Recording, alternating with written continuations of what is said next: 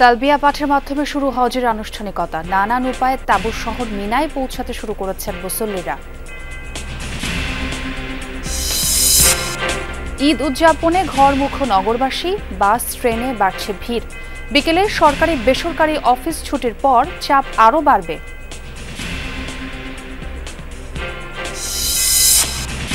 চট্টগ্রামে পশুর হাটে বৈরী আবহাওয়ার প্রভাব। চাহিদার কারণে ছোট ও মাঝারি গরুর দাম বেশি বলছেন ক্রেতারা। নওগাঁয় মাঝারি ষাঁড়ের চাহিদা বেশি। গরু বিক্রি হয়েছে না, অনেক বড় বড় গরু আছে এখানে ক্রেতারা বিক্রিও ভালো চলতেছে এখানে। টানা বৃষ্টি আর পাহাড়ি ঢলে সুরমা কুশিয়ারায় পানি বৃদ্ধি। বাঁধ ভেঙে প্লাবিত জকিগঞ্জের বিস্তীর্ণ লোকালয়। নিরাপদ আশ্রয়ের খোঁজে ছুটছে মানুষ। ভাগাড়ে পরিণত সুভাদ্রা খাল রক্ষায় ৩১৭ কোটি টাকার প্রকল্প। জুনেই কাজ শুরু করবে সেনাবাহিনী। বর্জ্য ব্যবস্থাপনায় স্থানীয়দের সংযুক্ত করার পরামর্শ। ৪০-৮০ ফিট যে অবৈধ দখল হলো আপনি সেটাকে যদি লিগালাইজ করেন তাহলে পরবর্তীতে অন্য দখলদাররা ভাববে যে আমি যদি খালের কোনো একটা পাড় দখল করতে পারি, সেটাকে বাস্তবতাকে দেখিয়ে সরকার পরবর্তীতে আমাদেরকে ছাড় দিবে। দীর্ঘ ৩.৫ মাসেও কাটেনি কুয়েটের অচলাবস্থা। নতুন উপাচার্য নিয়োগ না দেয় প্রশাসনিক শূন্যতা। আটকে গেছে বেতন বোনাস। ঢাকা বিশ্ববিদ্যালয় ক্যাম্পাসে বৈদ্যুতিক শাটল গাড়ি চালু। স্বাচ্ছন্দ্যের কারণে খুশি শিক্ষার্থীরা। চাহিদা অনুযায়ী বাড়ানো হবে সংখ্যা। সহজে যাওয়া যায়, আমাদের জন্য একটা সেফটিও বলা যায়। ৮টা থেকে ৮টা ১২ ঘন্টায় চলে, যাত্রীদের সারা ইনশাআল্লাহ ভালো। ইলেকট্রনিক ভেহিকেলের ব্যাপারে শিক্ষার্থীরা ইতিবাচক সাড়াই দিচ্ছেন।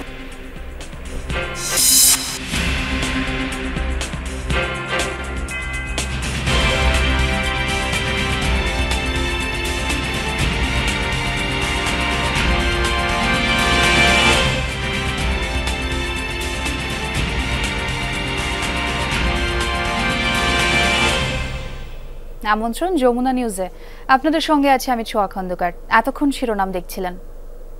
মিনায় অবস্থানের মধ্য দিয়ে আজ শুরু হচ্ছে পবিত্র হজের আনুষ্ঠানিকতা। এরই মধ্যে তাঁবুর শহর হিসেবে পরিচিত মিনায় পৌঁছাতে শুরু করেছেন মুসল্লিরা। লাব্বায়েক আল্লাহুম্মা লাব্বায়েক ধ্বনিতে প্রকম্পিত হচ্ছে মিনা উপত্যকা। মঙ্গলবার রাতেই ইহরাম বেঁধে মক্কা থেকে মিনার উদ্দেশ্যে রওনা হন ধর্মপ্রাণ অনেক মুসলমান। রাত্রি যাপন শেষে বৃহস্পতিবার রওনা হবেন আরাফাতের ময়দানের উদ্দেশ্যে। সেখানেই অনুষ্ঠিত হবে হজের খুতবা। আরাফাতে অবস্থানকেই হজের মূল আনুষ্ঠানিকতা ধরা হয়। সেখানে একযোগে জোহর আসরের নামাজে আদায় করেন মুসল্লিরা। এবার বিশ্বের নানা প্রান্ত থেকে এবার হজ পালন করছেন কমপক্ষে ১৫ লাখ মুসল্লি।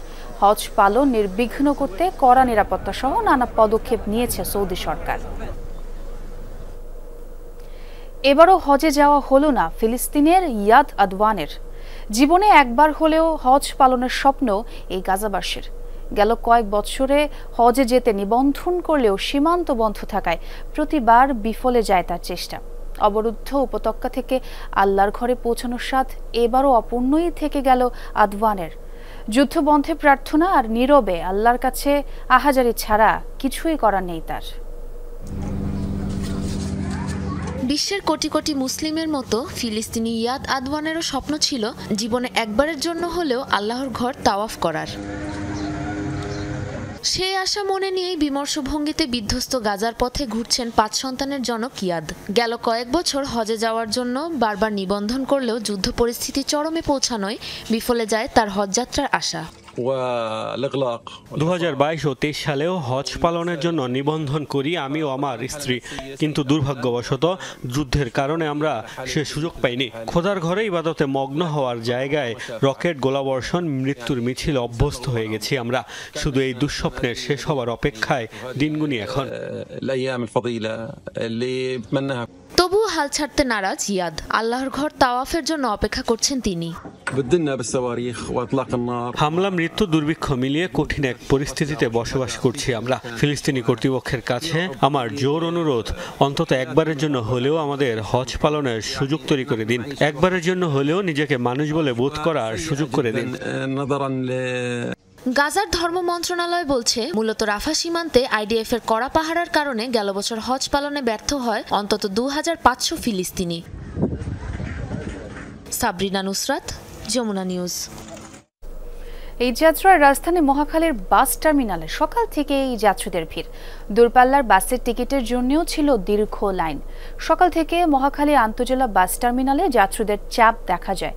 বেলা বাড়ার সঙ্গে সঙ্গে যাত্রীর সংখ্যাও বাড়ছে, তবে যাত্রীদের তুলনায় বাসের কিছুটা সংকট রয়েছে। বিশেষ করে ঢাকা থেকে হবিগঞ্জ ও সিলেটের অন্যান্য এলাকাগামী বাসের কাউন্টারগুলোর সামনে যাত্রীদের দীর্ঘ অপেক্ষা। কাউন্টার সংশ্লিষ্টরা জানান, যানজটের কারণে ঢাকা ছেড়ে যাওয়া বাসগুলোর ফিরতে দেরি হচ্ছে। বাস না আসায় আগাম টিকিট কাটা যাত্রীরা অপেক্ষা করছেন। পরিবহন পৌঁছালেই দ্রুত ছাড়ার ব্যবস্থা করা হচ্ছে। এবার টিকিট অনলাইনে পেয়েছি, কোনো ভোগান্তি হয়নি। তাছাড়া এবার ভালোভাবে গতবারের কয়েকবারের চেয়ে এবার ভালোভাবে ইনশাল্লাহ বাড়ি। ঈদের সময় প্রচুর চাপ থাকে মানুষের, বাসের সংখ্যা মানে আনুপাতিক হারে কম আর কি। গতবার তো আসলে বাস স্ট্যান্ডে এসে সরাসরি বাস পেয়ে গেছিলাম, আজকে সকালে 7টায় আসছি, 1 ঘন্টা হয়ে গেছে দাঁড়ায় আছি এখনও, বাট টিকিট পাবো কিনা এখনো বুঝতেছি না। প্রিয়জনদের সাথে ঈদ উদযাপনে ঢাকা ছাড়ছেন রাজধানীবাসী। সেই খবর জানাবো আমার সহকর্মীরা যুক্ত হবেন আমার সঙ্গে। প্রথমে যাচ্ছি রেদওয়ান আহমেদের কাছে, তিনি আছেন মহাখালী বাস টার্মিনালে। রেদওয়ান, আপনি তো সেখানে আছেন, একটু জানাবেন যে বাড়ি ফেরা মানুষের চাপ আপনি কেমন দেখছেন এবং বাড়তি ভাড়ার যে প্রসঙ্গটি আমরা সবসময় বলে থাকি সেটি কি আপনার চোখে পড়ছে? চাপ কেমন দেখছেন একটু জানাবেন ব্যবস্থাপনা নিয়ে। সকাল থেকে কিন্তু মহাখালী এই বাস টার্মিনালে কিন্তু যাত্রীদের উপচে পড়া ভিড় ছিল। এখনও আমার পেছনে যদি একটু দেখাতে চাই যে দীর্ঘ সারি, সেই সারি কিন্তু আসলে সকাল প্রায় ভোর থেকেই কিন্তু এই যাত্রীদের এই দীর্ঘ সারি অপেক্ষা করছেন। তারা জানাচ্ছিলেন নানান অভিযোগের কথা। মূলত এই রাজধানীর যে মহাখালী বাস টার্মিনালে ঢাকা, ময়মনসিংহ, ঢাকা, সিলেট রুটে যেই সকল বাসগুলো আছে প্রতিটি বাসই কিন্তু সময় মতো নির্ধারিত সময় আসলে টার্মিনালে এসে পৌঁছাতে পারেনি। এর মূল কারণ যেটি বলছেন কাউন্টারের লোকজন, কাউন্টারের বিক্রেতারা, তারা যেটি বলতে চাচ্ছেন যে রাস্তায় আসলে তীব্র যানজট, যে সকল ট্রাকগুলো আসলে পশু নিয়ে ঢাকায় ফিরছেন সেইগুলোর জন্য কিন্তু আসলে রাস্তায় প্রচণ্ড যানজটের সৃষ্টি হয়েছে, যার কারণে আসলে সেই নির্ধারিত গন্তব্যের বাসটি কিন্তু এসে মহাখালী পৌঁছাতে পারেনি এবং যার কারণে যারা অগ্রিম টিকিট কিনে রেখেছেন এবং যারা এখন এসে টিকিট কাউন্টারে টিকিট কাটছেন প্রতিটি যাত্রীকেই কিন্তু আসলে বাড়তি ভোগান্তি পোহাতে হচ্ছে। সেই সাথে যদিও টিকিট কাউন্টারে পর্যাপ্ত পরিমাণের টিকিট আছে তারা বলছেন, তারপরেও কিন্তু সেই লাইন সকাল থেকেই দেখছি আমরা দীর্ঘ থেকে দীর্ঘতর হচ্ছে। এর মূল কারণ হচ্ছে এখন পর্যন্ত সেই যানজট এড়িয়ে কিন্তু বাসগুলো এখনও টার্মিনালে এসে পৌঁছাতে পারেনি এবং যেহেতু টার্মিনালে বাসগুলো পৌঁছাতে পারেনি এখন পর্যন্ত, তাই যারা টিকিট কেটেছেন তারা কিন্তু একরকম ভোগান্তিতে পড়ছেন। পরিবার পরিজন নিয়ে তারা একরকম অস্বস্তিতেই রয়েছেন বলা যায়। এখনও আমরা দেখছি যে দীর্ঘ এই সারি কিন্তু সকাল থেকে এই টার্মিনাল পেরিয়ে কিন্তু যে মূল সড়ক, সেই মূল সড়ক পর্যন্ত উঠে গিয়েছে এবং প্রতিটি বাসে কিন্তু পর্যাপ্ত ভরে এই টার্মিনাল ছেড়েছে সকাল থেকে আমরা যেটি দেখেছি। এখন পর্যন্ত আমরা দেখছি যে সেই যানজটের কারণে যে ভোগান্তি, সেই ভোগান্তি কিন্তু এখনও যাত্রীদের মাঝে আছে এবং তারা যেটি বলছেন যে পর্যাপ্ত টিকিট পাওয়া গেলেও আগে থেকে পানি এবং সেই ভোগান্তি এড়াতেই কিন্তু এবার প্রশাসনের তেমন পদক্ষেপ নাকি তারা তেমনভাবে এই প্ল্যাটফর্ম, এই টার্মিনালগুলোতে লক্ষ্য করতে পারছেন না। জি রেদন, আমরা দেখতে পাচ্ছিলাম যাত্রীদের বেশ চাপ আছে সেখানে। আমরা একটু সিরাজগঞ্জে যেতে চাই। সিরাজগঞ্জ থেকে যুক্ত হচ্ছেন সহকর্মী গোলাম মোস্তফা রুবেল, তিনি মহাসড়কের খবর আমাদের জানাবেন। রুবেল, মহাসড়কে যান চলাচল সুশৃঙ্খল আছে কিনা এবং কোনো যানজট কি তৈরি হয়েছে এবং এই যে ঈদ যাত্রা সেটা নির্বিঘ্ন করতে প্রশাসনের কেমন পদক্ষেপ নজরে পড়েছে আপনার? আচ্ছা, আসলে একটি স্বস্তির খবর দিয়ে আপনাদেরকে জানেন যে উত্তরবঙ্গের প্রবেশদ্বার অর্থাৎ যমুনা সেতুর পশ্চিম থেকে শুরু করে হাটিকুমরুল গোল চত্বর পর্যন্ত সেই জায়গাটি একসময় অনেকটাই যানজটে থাকতো, এবার কিন্তু অনেকটাই স্বস্তিতে মানুষ ঘরে ফিরছে। একদম ভাবেই কিন্তু সকাল থেকেই আমরা দেখছি, লক্ষ্য করছি, অর্থাৎ কয়েকদিন যাবত লক্ষ্য করছি কোনো প্রকার যানজট কিন্তু আসলে অঞ্চলে লাগেনি। অর্থাৎ যে জায়গাটি সবচেয়ে বেশি যানজট থাকতো সেই জায়গাটির চিত্র এখন দেখতে পারবেন অনেকটাই ফাঁকা কিন্তু অবস্থা। অর্থাৎ এই জায়গাটি, অর্থাৎ এই হাটিকুমরুল গোল চত্বরটি কিন্তু উত্তরবঙ্গের প্রবেশদ্বার। অর্থাৎ এই জায়গাটি দিয়ে মূলত 16টি অর্থাৎ মোট 22টি জেলার, অর্থাৎ রংপুর বিভাগ এবং রাজশাহী বিভাগ সহ মোট 22টি জেলার যানবাহন কিন্তু মূলত এই জায়গাতে চলাচল করে। অর্থাৎ ঈদের সময় কিন্তু সেটা কয়েক গুণ বৃদ্ধি পায়, তারপরেও কিন্তু এবার অনেকটাই স্বস্তি ফিরে এসেছে। সেই স্বস্তি ফেরার একটি মাত্র কারণ, সেটি হচ্ছে এখানকার সাচেকের যে প্রকল্পটি চলছে সেই প্রকল্প হয়েছে। আপনারা দেখতে পারবেন যে সেই যাত্রীরা যারা ফিরছে অনেকেই কিন্তু সেই ফেরার চিত্রটি দেখতেই পারবেন যে অনেকটাই স্বস্তিভাবে তারা কিন্তু ফিরতে পারছে। অর্থাৎ সেই 4টি লেনের পাশাপাশি আরেকটি বিষয় হচ্ছে রংপুর বিভাগ এবং বগুড়া সহ যে উত্তরাঞ্চলে ওই অঞ্চলে যান চলাচল করবে সেই লেনটি কিন্তু খুলে দেওয়া হয়েছে গত অর্থাৎ ঈদুল ফিতরের সময় কিন্তু খুলে দেওয়া হয়েছে। এবছরে ঈদুল আজহার উপলক্ষে পাবনা এবং কুষ্টিয়াগামী যে রোডটি রয়েছে সেই রুটটি খুলে দেওয়া হয়েছে, যে কারণে কোনোভাবেই কিন্তু যানজট হওয়ার সম্ভাবনা সিরাজগঞ্জে নেই। অর্থাৎ এই অঞ্চলে পুলিশের কিন্তু ব্যাপক তৎপরতা রয়েছে। সিরাজগঞ্জ জেলা পুলিশ এবং হাইওয়ে পুলিশ মিলে মোট 658 জন সদস্য তারা কিন্তু পালাক্রমে 24 ঘন্টা তারা এই অঞ্চলে তারা কাজ করছে এবং পুলিশের ব্যাপক তৎপরতা থাকার কারণে যানজটের তেমন কিন্তু সম্ভাবনা আমরা দেখছি না, যে কারণে আসলে এবার যারা ঢাকা থেকে বিভিন্ন জায়গা থেকে তারা উত্তরবঙ্গে বাড়িতে ফিরলে অনেকটাই, বিশেষ করে যমুনা সেতুর পশ্চিম থেকে শুরু করে হাটিকুমরুল পর্যন্ত অনেকটাই স্বস্তিতে তারা ফিরতে পারবে এবং সেই স্বস্তির চিত্রটা কিন্তু আপনাদেরকে দেখানোর চেষ্টা করলাম। দেখতেই পাচ্ছিলাম রাস্তাঘাটে যানজট নিয়ে এবং পুলিশও তৎপর আছে। ধন্যবাদ আমাদের সেই খবর জানানোর জন্য। বৈরী আবহাওয়ার প্রভাব পড়েছে চট্টগ্রামের পশুর হাটে। ক্রেতার সমাগম ও বেচাকেনা তুলনামূলক কম, তবে শেষ 3 দিনে জমজমাট বেচাকেনার আশায় আছেন ব্যাপারীরা। ছোট ও মাঝারি গরুর চাহিদা বেশি থাকলেও দাম বেশি বলছেন ক্রেতারা। নাম সাদাবাবু, দেখতে বিশাল। গরুটি ঘিরে দর্শনার্থীদের জটলা, কিন্তু কিনতে আগ্রহ দেখায়নি কেউ। চট্টগ্রামে পতেঙ্গা সমুদ্র সৈকত ঘেঁষা সিডিএ বালুর মাঠে পশুর হাটে 2 দিন ধরে ক্রেতার অপেক্ষায় বিক্রেতা। এই গরুটা অনেক কষ্ট করে ফালতেছে, কত টাকা খাইতেছে। এই একটা গরু ফালান মাসে 40,000 টাকা কভার হয় না। এটা গতবার যে দাম মূলেছে এই দাম তো বছরে খাইছি। এখন তো করার কিছু নেই। বড় গরু ফালছি, বড় গরু দাম বিক্রি করতে না পারে লস। খামার ছোট গরু যেগুলি বিক্রি করে ওগুলো খাবার বিক্রি করে খাবার যোগান দেওয়ার লাগে। টানা কয়েকদিন ভারী বর্ষণের কারণে চট্টগ্রামে সব পশুর হাটে ক্রেতা কম ছিল।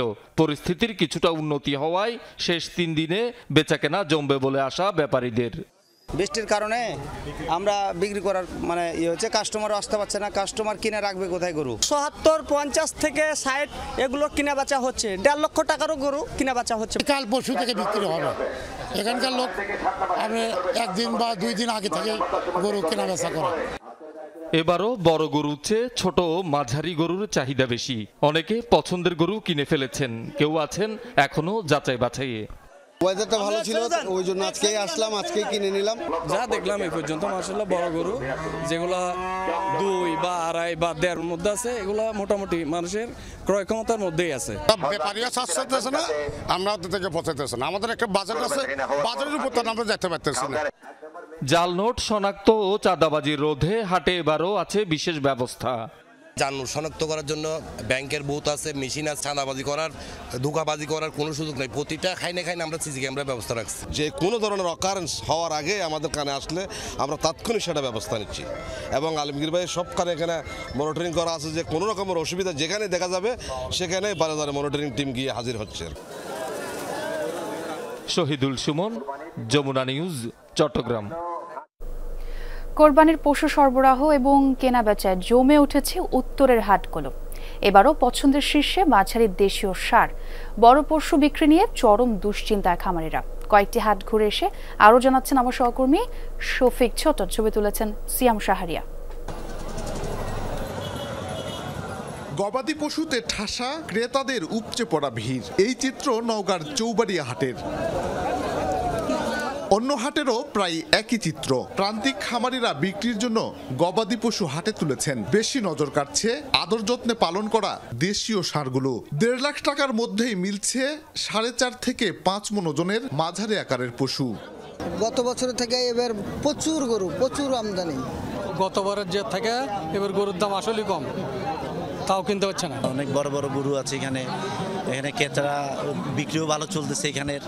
স্থানীয়দের পাশাপাশি কুরবানির পশু কিনতে হাটে ছুটছেন ঢাকা, চট্টগ্রাম, সিলেট সহ বিভিন্ন অঞ্চলের ব্যাপারী। বেচাকেনায় জমজমাট, সরবরাহ ভালো থাকায় খুশি ক্রেতা। তবে বড় গরু বিক্রি কম, লোকসানের শঙ্কায় আছেন খামারিরা।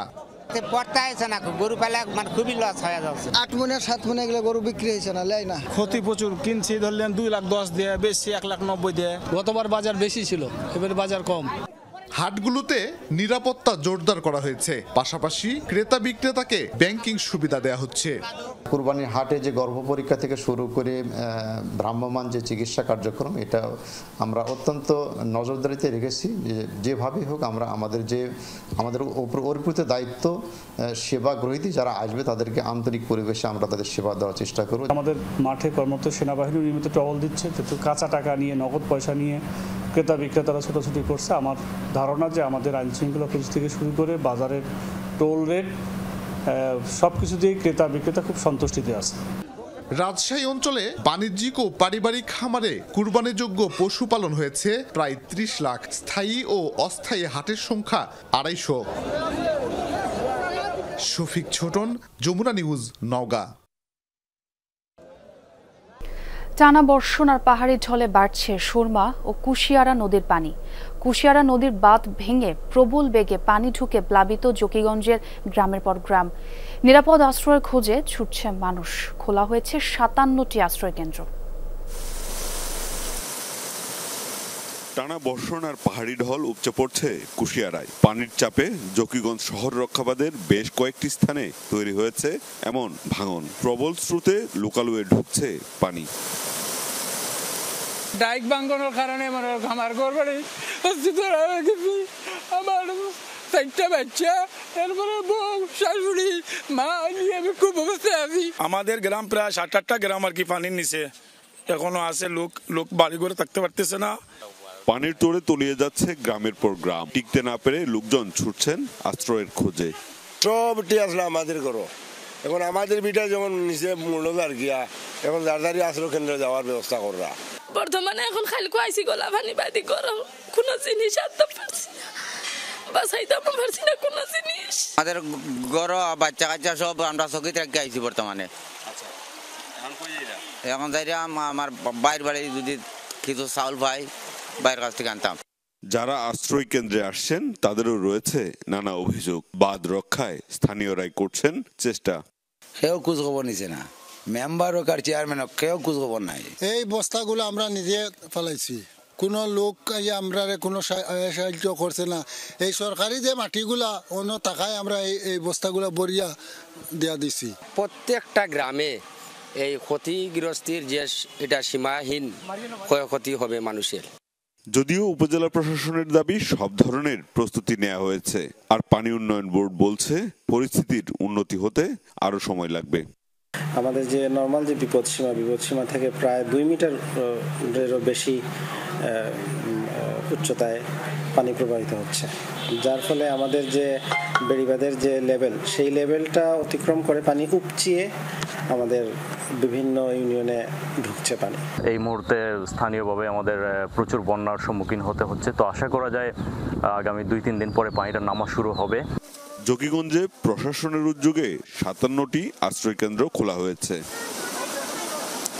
মাহবুবুর রহমান রিপন, যমুনা নিউজ, সিলেট। বন্যার আরো খবর আপনাদের জানাতে চাই। সিলেটের জকিগঞ্জ থেকে আমার সহকর্মী মাহবুবুর রহমান রিপন আমার সঙ্গে যোগ দিয়েছেন।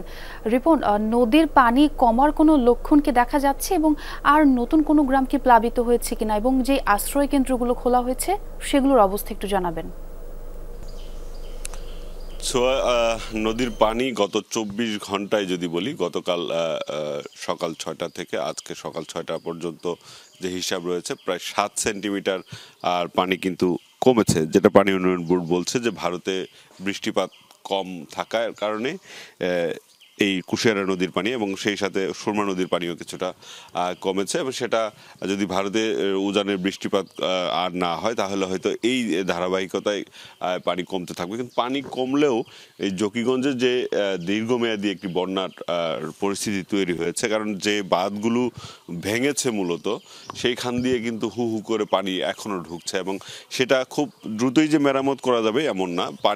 নদীর পানি আরও নিচে না নামলে সেই বাঁধগুলো মেরামত করা কোনোভাবে সম্ভব না। তার এর অর্থ হচ্ছে যে এরপরে আবারও যখন পানি আসবে তখন ওই বাঁধের ভাঙা অংশ দিয়েই পানি এই গ্রামগুলোতে প্রবেশ করবে, এবং এই যে পানি এই মুহূর্তে প্রবেশ করেছে সেটা আসলে কবে নামবে এখনও কিন্তু এখানকার লোকজন জানে না। আমরা যে বাজারটিতে দাঁড়িয়ে আছি সেই বাজারটি গতকাল পর্যন্ত এখানকার ব্যবসায়ীরা বাজারটি খোলা রাখে, দোকানপাট খোলা রেখেছিলেন, আজকে কিন্তু সেটা সম্ভব হয়নি। আপনি যেটা বলছিলেন যে আশ্রয় কেন্দ্রগুলোতে যদিও 57টি আশ্রয় কেন্দ্র ঘোষণা করা হয়েছে, এখন পর্যন্ত 4 থেকে 5টি আশ্রয় কেন্দ্রের লোকজন উঠেছে। মানে যে সকল গ্রামে আর থাকাই যাচ্ছে না সে সকল মানুষজন এখানে উঠেছে, অনেকে আত্মীয় স্বজনের বাড়িতে গেছেন এবং আশ্রয় কেন্দ্রগুলোতে গত রাতে সরকারের পক্ষ থেকে ত্রাণ বিতরণ করা হয়েছে এবং তাদের জন্য শুকনো খাবার এবং চাল সেগুলো বিতরণ করার খবর আমরা পেয়েছি। এখানকার লোকজন সেটাই বলছিলেন। সব মিলিয়ে বলা চলে যে এই মুহূর্তে এই অঞ্চলের বিশেষ করে এই যে কয়টি ইউনিয়নে পানি প্রবেশ করেছে সে সকল ইউনিয়নে যারা নিম্ন আয়ের মানুষ রয়েছেন তারা কিন্তু চরম ভোগান্তিতে রয়েছেন। ছোয়া। জি রিপন, ধন্যবাদ সেই খবর আমাদের জানানোর জন্য। কেরানীগঞ্জে এক সময়ের প্রবাহমান সুভাট্টা খাল এখন আবর্জনার ভাগাড়। এক যুগে 4 বার প্রকল্প নেওয়া হলেও বাঁচানো যায়নি খালটি, তাই আবারও 317 কোটি টাকার নতুন প্রকল্প হাতে নিয়েছে সরকার। জুনে কাজ শুরু করবে সেনাবাহিনী। নগর পরিকল্পনাবিদরা বলছেন বর্জ্য ব্যবস্থাপনা ঢেলে সাজানোর পাশাপাশি সংযুক্ত করতে হবে স্থানীয়দের, তবেই বাঁচানো যাবে খালটি। মাহফুজ মিঠুর ছবিতে শাকিল হাসানের রিপোর্ট। 2 দশক ধরে বুড়িগঙ্গায় নৌকা চালান আলতাফ আলী। সদরঘাটের ঠিক উল্টো পাশে কেরানীগঞ্জের ভেতর দিয়ে প্রবাহিত সুভাড্ডা খালে নৌকা চালানোর স্মৃতি এখনও তাজা আলতাফের মনে। আর এখন এত পরিমাণ আবর্জনা যে বৈঠা চালানোই কঠিন। নৌকা টলার নৌকা আইসি গেছি, সবসময় আইসি গেছি, বাজারে যাইতাম, আবার আমি খোলা মরাতাম, হয়তো ওই কদমতলি পর্যন্ত এইগুলির আওয়াজ যাওয়া করতাম, সব ওই শহর অঞ্চলে যাই মাছ ধরছি। নৌপথে রাজধানীর সঙ্গে একসময় কেরানীগঞ্জবাসীর যোগাযোগের সহজ মাধ্যম ছিল এই সুভাড্ডা খাল। বুড়িগঙ্গা থেকে উৎপত্তি সুভাড্ডা খাল কেরানীগঞ্জের লাইফলাইন। এই এলাকার পানি প্রবাহ আর পানি নিষ্কাশনের একমাত্র মাধ্যম ছিল এই খালটি, কিন্তু এখন দখল আর এই আবর্জনায় খালটির অবস্থা এতটা মৃতপ্রায় যে এখন আর বুড়িগঙ্গার ঢেউ পৌঁছায় না এই খালটিতে। উৎস মুখেই বুড়িগঙ্গার সঙ্গে সম্পর্ক ছেদ হয়েছে সুভাড্ডা খালের, অথচ বুড়িগঙ্গা আর ধলেশ্বরীর সংযোগ রক্ষা করত সুভাড্ডা খাল। চর কালীগঞ্জ থেকে গোলামবাজার পর্যন্ত কয়েক শত গার্মেন্টস ও দোকান তৈরি করা হয়েছে খালের পাড় দখল করে। আবর্জনা জমে এমন অবস্থা যে হেঁটেই খাল পারাপার হওয়া যাচ্ছে। আশেপাশে গার্মেন্টস ফ্যাক্টরি বা ময়লা জন ফেলাই বুড়িয়া ফেলাই, অনেক মশা এখান থেকে মানে আমাদের মার্কেটে ছড়া পড়তেছে। নদীরও মনে করেন যে অবস্থা খারাপ, শুধু খালগুলো নষ্ট হওয়ার কারণে। বাড়ির থেকে ময়লা বাদ আবর্জনা সবই খালের ভিতরে ফালাই দেওয়া যায়। উত্তর সুভাড্ডা থেকে চিতাখোলা পর্যন্ত খালে পলি জমে ভরাট হয়ে গেছে, সেখানে ঘাস জন্মেছে। চিতাখোলা থেকে রাজেন্দ্রপুর পর্যন্ত খালটি খনন করে মাটি 2 পাশে ফেলে রাখা হয়েছে। বৃষ্টিতে সেই মাটি আবার ধুয়ে খালে পড়ছে, পানির চিহ্নও নেই। সুভাড্ডা খাল সংস্কারে গত 1 যুগে 4 বার প্রকল্প নেওয়া হলেও পানি প্রবাহ ফেরেনি। স্থানীয়রা বলছেন কারখানা এবং গৃহস্থালী আবর্জনা ফেলার কোনো ব্যবস্থাই নেই এলাকায়, তাই সবাই আবর্জনা ফেলছেন খালে। আমি যদি সচেতন না হই, জনগণ যদি নিজের ভালো না বুঝে, তাইলে ময়লা হালাইলে আবার পরিষ্কার করলে আবার হালাইব। সবাই মিলে যদি উদ্যোগ নিয়ে মার্কেটে ভাই ময়লা ভালাইয়েন না, তাই তো ভালাইব না।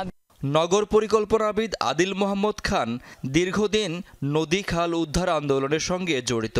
তিনি বলছেন খালটি উদ্ধারে আইন অনুযায়ী দখলমুক্ত করে তদারকিতে স্থানীয়দেরও অন্তর্ভুক্ত করতে হবে। খালের প্রবাহ 20 ফিট পেয়েছি, 20 ফিটের মধ্যে আমি কাজ করব। তাহলে এই যে বাকি 40-80 ফিট যে অবৈধ দখল হলো, সেটা আপনি সেটাকে যদি লিগালাইজ করেন, তাহলে তো পরবর্তীতে অন্য দখলদাররাও ভাববে যে আমি যদি খালের কোনো একটা পাড় দখল করতে পারি, সেটাকে বাস্তবতাকে দেখিয়ে সরকার পরবর্তীতে আমাদেরকে ছাড় দিবে। রাষ্ট্রের পক্ষ থেকে ছাড় দেওয়ার কোনো সুযোগ নাই। সুভাড্ডা খাল সংস্কারে 317 কোটি টাকার এই প্রকল্প বাস্তবায়ন করবে বাংলাদেশ সেনাবাহিনী। জুনে কাজ শুরু হয়ে 2026 সালের জুনে শেষ হবে এই প্রকল্প। তবে আগের প্রকল্পগুলো থেকে শিক্ষা না নিলে সুভাড্ডা খালের ভাগ্যে জুটবে আরও 300 কোটি টাকার ব্যর্থতার গল্প। শাকিল হাসান, যমুনা নিউজ, ঢাকা। সংঘর্ষে প্রায় 3.5 মাস পরও খুলনা প্রকৌশল ও প্রযুক্তি বিশ্ববিদ্যালয় কুয়েটে কাটেনি অচলাবস্থা, শুরু হয়নি শিক্ষা কার্যক্রম। অন্তর্বর্তীকালীন উপাচার্য পদত্যাগের পর নতুন কাউকে দায়িত্ব না দেয়ায় দেখা দিয়েছে প্রশাসনিক শূন্যতা। বেতন বোনাস আটকে গেছে শিক্ষক ও কর্মকর্তা কর্মচারীদের। গেল 18 ফেব্রুয়ারি সংঘর্ষের পর ছাত্র আন্দোলনের মুখে বন্ধ ঘোষণা করা হয় কুয়েট। পরে সংঘর্ষের ঘটনায় 37 শিক্ষার্থীকে সাময়িক বহিষ্কারের সিদ্ধান্তে ক্ষোভ ছড়ায়। উপাচার্য অধ্যাপক মোহাম্মদ মাসুদের অপসারণের দাবিতে আমরণ অন্বেষণে বসেন আন্দোলনকারী শিক্ষার্থীরা। উপাচার্য ও উপ-উপাচার্যকে অব্যাহতি দিয়ে গত 3 মে চট্টগ্রাম প্রকৌশল ও প্রযুক্তি বিশ্ববিদ্যালয়ের শিক্ষক অধ্যাপক মোহাম্মদ হযরত আলীকে নিয়োগ দেওয়া হয় অন্তর্বর্তীকালীন ভিসি হিসেবে। পরদিন থেকে শিক্ষা কার্যক্রম শুরু হওয়ার কথা থাকলেও ক্লাস নেওয়া থেকে বিরত থাকেন শিক্ষকরা। শিক্ষক লাঞ্ছনার ঘটনায় জড়িতদের বিচারের দাবিতে পরবর্তীতে প্রশাসনিক কার্যক্রম থেকেও বিরত থাকার ঘোষণা দেন তারা। শিক্ষক শিক্ষার্থীদের সাথে দফায় দফায় বৈঠকের পরও সংকট নিরসন না হওয়ায় 21 মে পদত্যাগপত্র জমা দেন অন্তর্বর্তীকালীন ভিসি। শিক্ষক শিক্ষার্থীদের সাথে দফায় দফায় বৈঠকের পরও সংকট নিরসন না হওয়ায় গত 21 মে পদত্যাগপত্র জমা দেন অন্তর্বর্তীকালীন ভিসি। এরপর থেকে প্রশাসনিক শূন্যতায় শিক্ষা প্রতিষ্ঠানটি। যেহেতু ভাইস চ্যান্সেলর নেই, সুতরাং কে কোন জায়গা থেকে কাজ করবে, না থাকলে এক ধরনের সিদ্ধান্ত নেওয়ার দরকার হয়, থাকলে এক ধরনের দরকার হয়। এখন উনি আছে কি নাই সেটাই তো আমরা পরিষ্কার নয়। এমন পরিস্থিতিতে গত মাসের বেতন ও ঈদ বোনাস আটকে গেছে শিক্ষক ও কর্মকর্তা কর্মচারীদের। সমস্যা সমাধানের দাবিতে ক্যাম্পাসে মানববন্ধন করেছেন কর্মকর্তা কর্মচারীরা। আমরা আসলে জানি না যে কবে নাগাদ আমাদের ভিসি স্যার আসবেন। প্রত্যেকটা অফিসার, কর্মচারী, কর্মকর্তা সবাই আসলে একটা চরম দুর্ভোগের মধ্যে আছে। বাচ্চারা চাচ্ছে যে বাবা কখন তোমরা এটা আমাদের ঈদের কেনাকাটা করে দিবা, বা অনেক আছে কোরবানিও দেবে। এর থেকে তো আমরা অনেকেই বেঁচে যাচ্ছি। অফিসার, কর্মকর্তা সমিতি এবং কর্মচারী সমিতির 1100 লোক এর সাথে ডাইরেক্ট জড়িত। আর এর বাইরেও মাস্টার শ্রেণী আছে, তবে প্রাইডি লোক আছে, এদেরও তো আছে, বা এরা তো বেতন নিয়ে চলে, কথা বলছেন। সুতরাং আমাদের প্রত্যেকটা পরিবারে একটা জীর্ণশীর্ণ দশা হয়ে যাচ্ছে এই মুহূর্তে। নতুন উপাচার্য নিয়োগ না হওয়া পর্যন্ত আর্থিক ও প্রশাসনিক কার্যক্রম পরিচালনার জন্য বিকল্প নির্দেশনা প্রদানের অনুরোধ করে শিক্ষা মন্ত্রণালয়ে চিঠি দিয়েছেন রেজিস্ট্রার।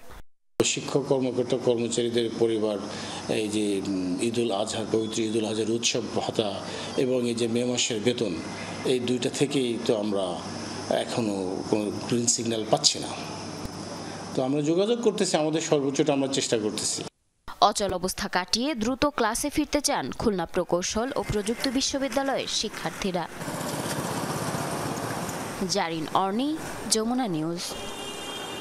অটোরিকশার দৌরাত্মে যখন নাকাল প্রতিটি অলিগলি, তখন শিক্ষার্থীদের সুবিধার্থে ঢাকা বিশ্ববিদ্যালয়ে চালু হয়েছে বৈদ্যুতিক শাটল গাড়ি। নিরাপদ যাতায়াত আর সাশ্রয়ী হওয়ায় এসব বৈদ্যুতিক গাড়িতে বেশ স্বাচ্ছন্দ্যে চলাচল করছেন শিক্ষার্থীরা। বিশ্ববিদ্যালয় কর্তৃপক্ষ বলছে, চাহিদা অনুযায়ী এই সেবা আরও বড় পরিসরে শুরু করতে পারে ঢাবি প্রশাসন। ব্যাটারি চালিত অটোরিকশার নিয়ন্ত্রণহীন চলাচলে বিশৃঙ্খল ঢাকা বিশ্ববিদ্যালয় এলাকার সড়কগুলো। মোড়ে মোড়ে জটলা, দুর্ঘটনা আর ভাড়া নিয়ে বাকবিতণ্ডা নিত্যদিনের ঘটনা।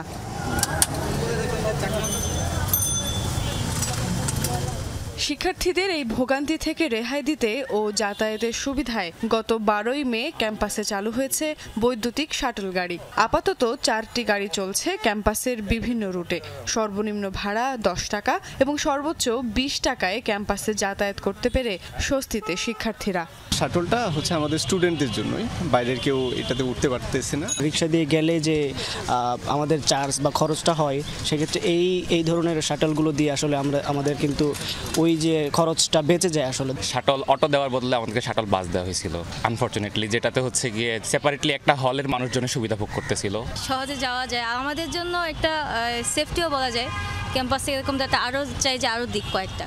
প্রতিটি গাড়িতে বসতে পারছেন 12 থেকে 14 জন। চালক ও যাত্রীদের সহযোগিতায় গাড়িতে আছেন একজন করে স্বেচ্ছাসেবক। তারাও ঢাকা বিশ্ববিদ্যালয়েরই শিক্ষার্থী। 3 ঘন্টার শিফটে কাজ করছেন স্বেচ্ছাসেবকরা। 8টা থেকে 8টা 12 ঘন্টায় চলে, যাত্রীদের ইনশাল্লাহ ভালো। আমাদের ক্যাম্পাসে 4টা গাড়ি আছে, তার মধ্যে এটা হচ্ছে রুট 1, আর এটা যাই কার্জন হয়ে শহীদ মিনারের পাশ দিয়ে টিএসি, আর ও জায়গা থেকে যায় হচ্ছে যায় মল চত্বর। যে বাকি 3টে আছে ওই 3টেও আমাদের ক্যাম্পাসেই চলে। মূলত আমাদের কাজটা হলো গাড়িতে থেকে রুট চিনে দেওয়া, ড্রাইভার হেল্পিং পার্সন হিসেবে কাজ করা এবং ন্যূনতম যে ভাড়া 20 টাকা এবং 10 টাকা এই ভাড়াটা কালেক্ট করা। বিশ্ববিদ্যালয় প্রশাসন জানিয়েছে স্বপ্রণোদিত এই উদ্যোগ নিয়েছে গ্রিন ফিউচার ফাউন্ডেশন। চাহিদা থাকলে আরও বেশি সংখ্যায় ইলেকট্রিক ভেহিকেল চালুর বিষয়টি বিবেচনায় নেওয়া হবে। স্বপ্রণোদিত হয়ে সংগঠন নিজস্ব উদ্যোগে কাজটা চালাচ্ছে। বিশ্ববিদ্যালয় কর্তৃপক্ষের পক্ষ থেকে ফর্মালি এখন এটা লঞ্চ করা হয়নি। শিক্ষার্থীরা শাটল বাস সার্ভিসের জন্য দাবি করেছিল, সেটা দেওয়া হয়েছে। এখন যদি আবার শিক্ষার্থীরা এটা দাবি করে, তখন বিশ্ববিদ্যালয় কর্তৃপক্ষ দুটো নিয়ে বসবেন, আলোচনা করবেন, আলোচনা করে যেটা শিক্ষার্থীদের জন্য সুইটেবল হয় সেটাই কর্তৃপক্ষ ব্যবস্থা নেবেন। আমরা যখন গাড়ি পরিচালনা করেছি, শিক্ষার্থীদের তাদের আরও দাবি ছিল যে তাদের চলাচলের সুবিধার্থে যাতে গাড়ির সংখ্যাটি বাড়ানো হয়। সুতরাং ইলেকট্রনিক ভেহিকেলের ব্যাপারে শিক্ষার্থীরা ইতিবাচক সাড়াই দিচ্ছেন। বিশ্ববিদ্যালয়ের শিক্ষার্থীরা সহ বিভিন্ন জায়গা থেকে যদি তারা এটি চান যে এই ইলেকট্রনিক ভেহিকেলগুলো সেক্ষেত্রে চলবে তাদের ক্যাম্পাসে, এক্ষেত্রে গ্রিন ফিউচার ফাউন্ডেশন এটি বিবেচনায় রাখবে। সকাল 8টা থেকে রাত 8টা পর্যন্ত ক্যাম্পাসে চলে এসব ইলেকট্রিক শাটল গাড়ি। ক্যাম্পাসে নিজস্ব পরিবহন ব্যবস্থার দাবি ছিল ঢাকা বিশ্ববিদ্যালয়ের শিক্ষার্থীদের দীর্ঘদিনের। এই ইলেকট্রিক ভেহিকেলের মাধ্যমে সেই দাবি পূরণের একটি স্বপ্ন দেখছে শিক্ষার্থীরা। তাদের দাবি, পরিবেশ বান্ধব এমন আরও বেশ কিছু গাড়ি যদি ক্যাম্পাসে চলাচল করে তবে তাদের জন্য নিরাপদে এবং সাশ্রয়ীভাবে ক্যাম্পাসে যাতায়াতের সুবিধা আরও বেশি ত্বরান্বিত হবে। সুমাইয়া ঐশী, যমুনা নিউজ, ঢাকা। গ্যাসের চাপ কম থাকায় নারায়ণগঞ্জের শিল্প কারখানায় ব্যাহত হচ্ছে উৎপাদন। একে তো নির্ধারিত সময়ে পণ্য সরবরাহের তাগিদ, অন্যদিকে বিকল্প জ্বালানির মাধ্যমে কারখানা সচল রাখতে গুনতে হচ্ছে বাড়তি টাকা। ব্যবসায়ীরা বলছেন, গ্যাস সংকটে কোথাও কোথাও উৎপাদন বন্ধ থাকায় অলস সময় পার করছেন শ্রমিকরা। গ্যাসের চাপ কম, তাই মাঝে মধ্যেই থমকে যায় শিল্পের চাকা। হচ্ছে না আশানুরূপ উৎপাদন। নারায়ণগঞ্জের সোনারগাঁ, 2500, রূপগঞ্জ সহ বিভিন্ন এলাকায় ছোট বড় হাজারো কারখানার চিত্র এমনই। কারখানা সংশ্লিষ্টরা বলছেন, শিল্পাঞ্চলে দীর্ঘদিন ধরেই গ্যাসের চাপ কম। মাস 6 ধরে এই সংকট আরও বেড়েছে। ব্যাহত হচ্ছে উৎপাদন। সময় মতো পণ্য সরবরাহ করতে না পারায় আর্থিক ক্ষতি হচ্ছে ব্যবসায়ীদের। প্রতিযোগিতামূলক ব্যবসায় টিকে থাকাই কঠিন হয়ে পড়েছে।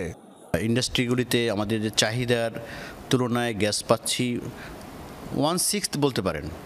আমাদের যে প্রোডাকশন, সেই প্রোডাকশনের অবস্থা খুবই কঠিন। দৈনিক এভারেজ 11 থেকে 12 টন প্রোডাকশন আছে, মানে আমরা প্রতিদিন 8 থেকে 9 টন প্রোডাকশন লেস হচ্ছে। এভারেজে মান্থলি গিয়ে আমাদের অনেকের কিন্তু 60% প্রোডাকশনও নাই, মানে 40-50 তো কারোই, সবারই প্রায় নাই। 80% উপরে যদি প্রোডাকশন না থাকে এটা ব্রেক ইভেনে আসে না, কারণ আমরা খুব কম্পিটিটিভ প্রাইসে কাজ করি। ইন্টারন্যাশনাল মার্কেটে আমাদের একটা কম্পিটিশনে থাকতে হয়।